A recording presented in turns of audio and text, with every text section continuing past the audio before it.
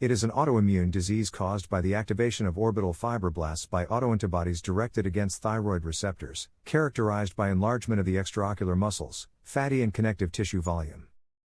Early symptoms: foreign body sensation, redness, watering, photophobia, morning puffiness of the eyelids.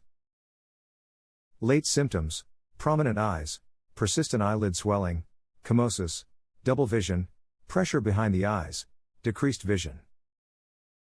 Signs: lid retraction, Dalrymple sign, staring and frightened appearance of the eyes, Kocher sign, lid lag, von Graefe sign. Lagophthalmos, axial proptosis, restriction of elevation and abduction. Differential diagnosis: previous eyelid surgery or trauma may produce eyelid retraction or eyelid lag.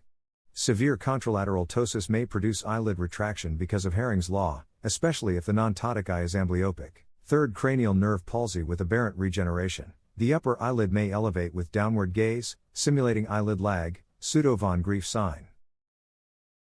Perinaud syndrome, eyelid retraction and limitation of upward gaze may accompany convergence retraction, nystagmus, and mildly dilated pupils that react poorly to light with an intact near response.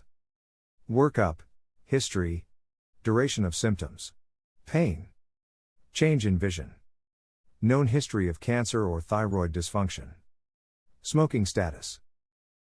Complete ocular examination to evaluate for exposure keratopathy and optic nerve compression, extraocular motility, proptosis, IOP, detailed fundus examination. Imaging: CT orbit, OCT may be helpful in cases of suspected optic neuropathy.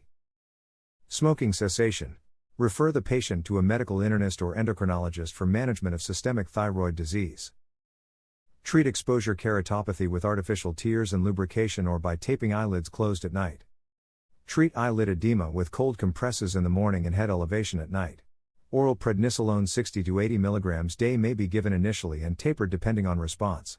4-methylprednisolone, half a gram once weekly for 6 weeks followed by 0.25 g once weekly for 6 weeks is reserved for compressive optic neuropathy.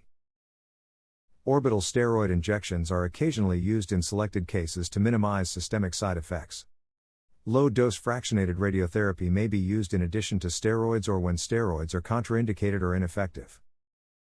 Indications for orbital decompression surgery: optic neuropathy, worsening of severe exposure keratopathy, globe luxation, uncontrollably high IOP, morbid proptosis. Thank you.